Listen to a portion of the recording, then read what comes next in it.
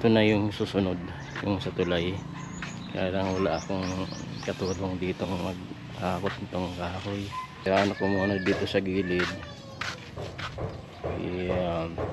papadaos-dos.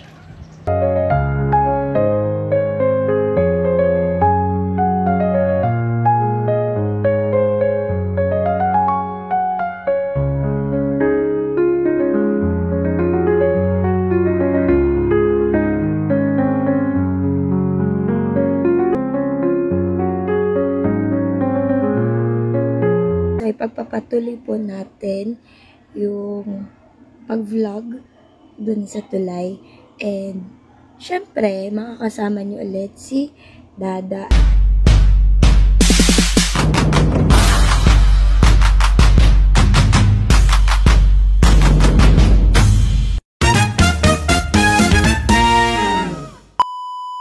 Hello, what's up mga ka-Granny? It's me again, your one and only, Takela Granny. So, ipagpapatuloy po natin yung pag-vlog dun sa tulay.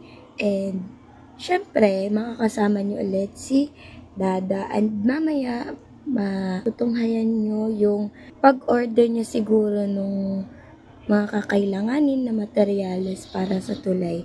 So, sa ngayon, magpapaalam muna ako at ibibigay ko muna tong camera kay Dada. So, bye muna mga ka-Granny. So, ayun mga ka-Granny, linawin ko lang po. Na-order na po pala ni Dada. Inaantay na lang po dumating yung order na mga materyales. Which is yung yung materyales na paggawa dyan sa tulay. Yung kahoy. So, ayun. Bibigay ka na tong camera kay Dada. So, bye-bye muna mga ka-Granny. Good morning mga Gwenny. Habang tinatapos ko yung trabaho dun sa bahay ni Lola, siguro mga last day na to dun sa taas, ay dumating na din yung in-order kong kahoy para dito sa tulay. Katapos nun, ito na yung susunod, yung sa tulay. Kaya lang wala akong katulong dito mag-akot nitong kahoy. Kaya okay lang, kakayanin natin yan. Ito yung unang set ng kahoy na order, mga 20 pirasong 2x4, 20 piraso ba. Mamaya pa yung iba, marami din to.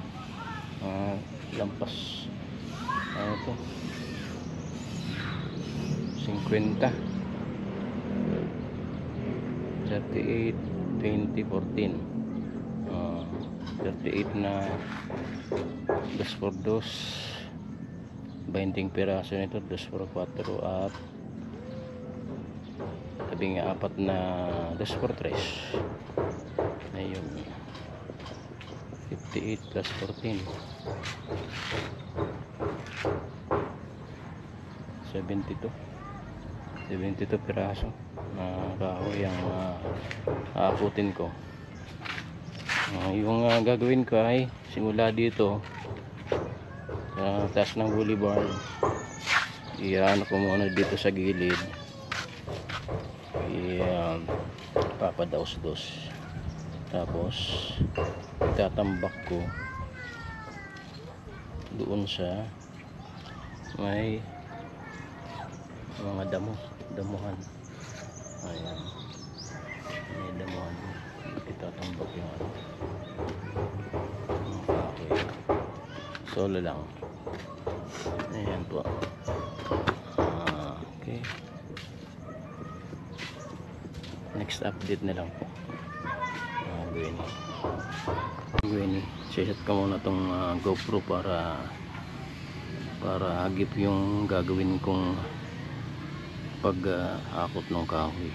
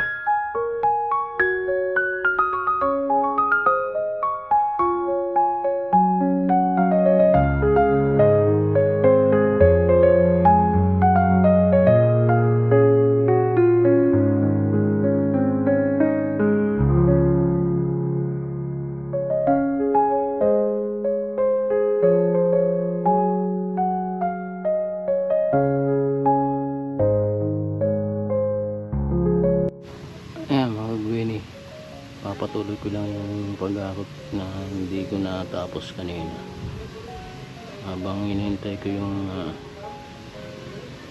si Kuya Carpenter to siyang gagawa dun sa tulay.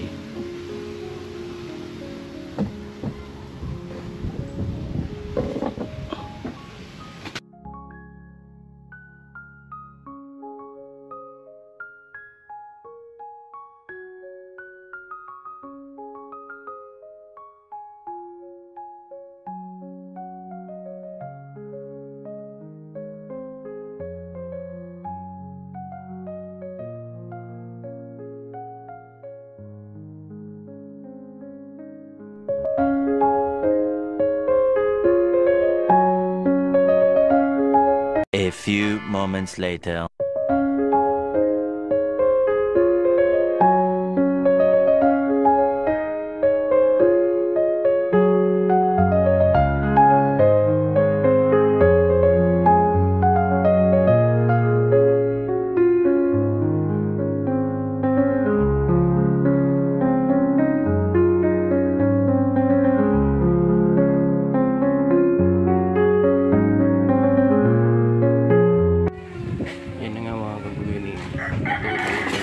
Paggawa ng dito sa sa tulay.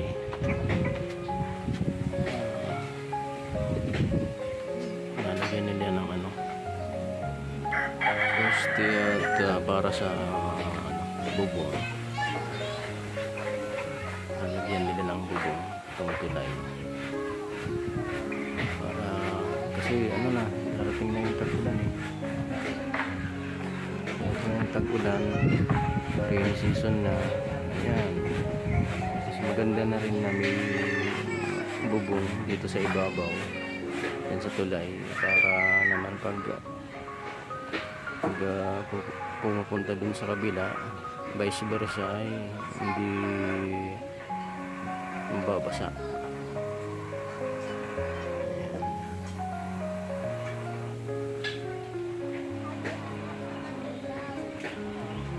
Brace na yan at pinapatibay pa yung mga braces na ginagawa para naman maganda yung kalabasan. Ayan. Hindi ko pa na-imagine kung anong mangyayari dito, ano yung mga pagbabagong gaganap kasi pag ganitong gumagawa pa lang ay medyo nasa balag ng alanganin yung imagination mo kasi hindi mo pa ma-eksaktong yung mapaplano kung ano pa yung idadagdag mo dito. Halimbawa yung decoration, ang mga ilaw-ilaw pwede dito kasi direction na din tong pang content ni ni Gwen. Tapos parang yung magiging labas nito ay yung sa mga dumadayo tourist spot. Hindi ko alam kung anong mga magiging ganap dito kung sakaling mapaganda yung setting dito sa ibabaw ng tulay pag may bubong na. Yan po mga Gwen, ito na muna yung update ko ngayon dito sa continuation paggawa dito sa tulay. Yan po. Till the next update mga Gwen, abangan po.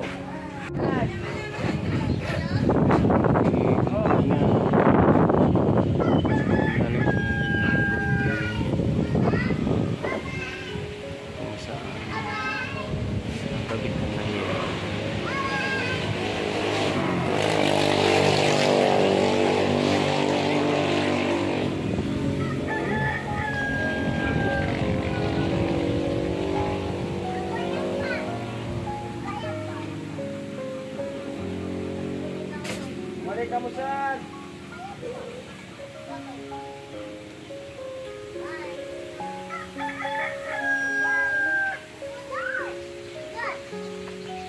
Yan po mga Gwenny, natapos na po yung unang araw ng patuloy na paggawa dun sa tulay, at papakita ko po yung natapos na nila ngayong araw. Yung ginawa nila ay ayun, ayan, nagposte, tapos ng ano, yan tinatawag na gunting, kung saan iaano yung yero, papako, nalagay papako.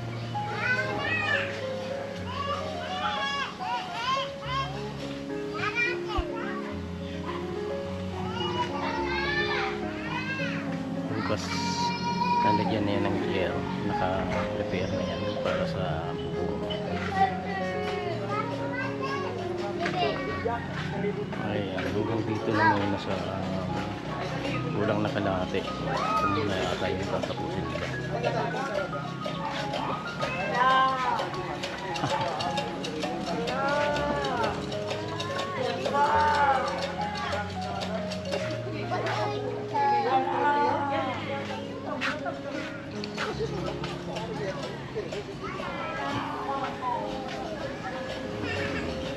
Yan, lugas nila ipagpapatuloy yung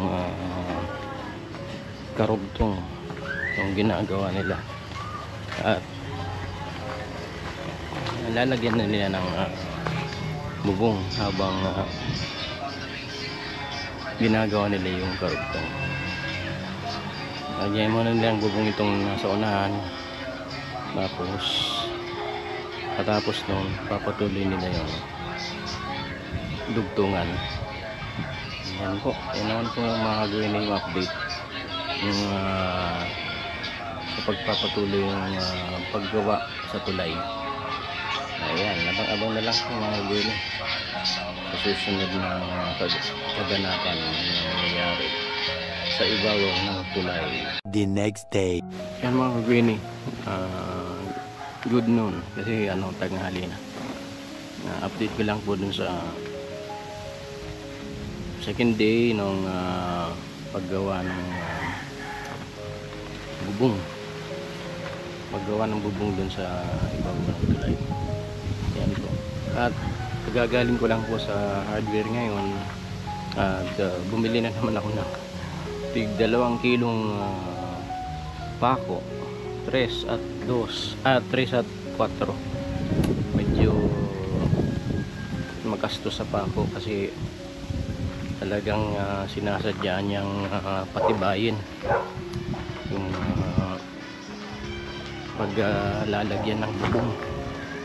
Kaya yung estimate ko nito, kasi yung estimate niya noon ng kahoy, yung basta lang mabubungan yung tulay, pero sa tingin ko dito ay baka magkulang yung na-estimate niya, kasi yan may mga additional na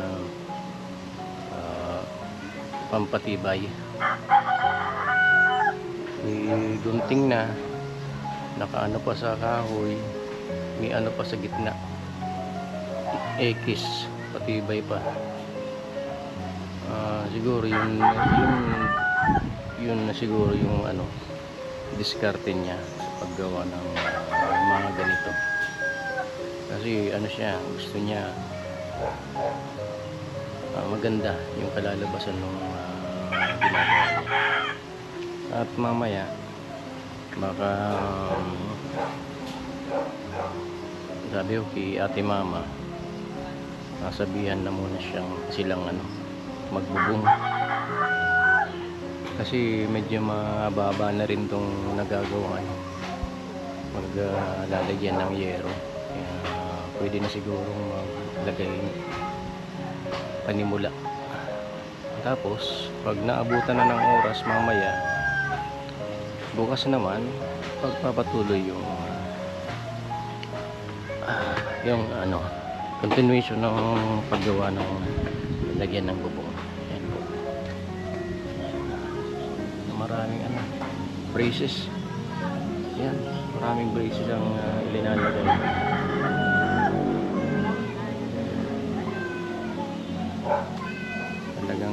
mapatibay itong ano, bubong dito sa tulay, ibabaw ng tulay. Yung mga braces siya. Ayan, sa kahoy. Ito yung natil kanina kasi tanghali, at dito ni pagpapatuloy sana mamaya.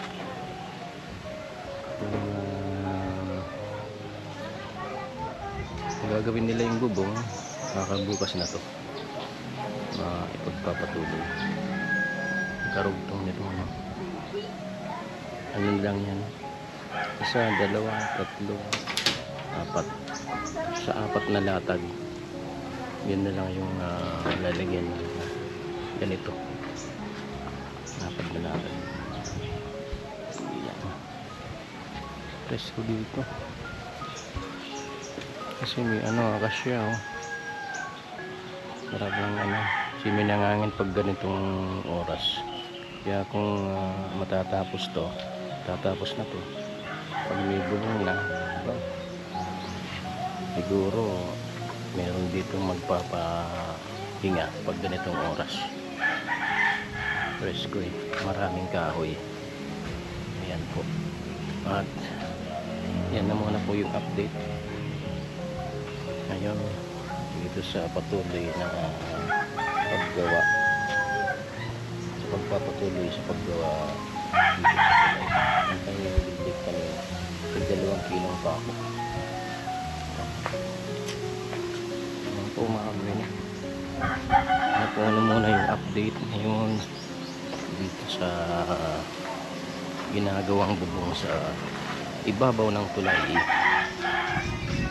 Okay, till the next update. Abang-abang na lang po mga gawin ito ng araw.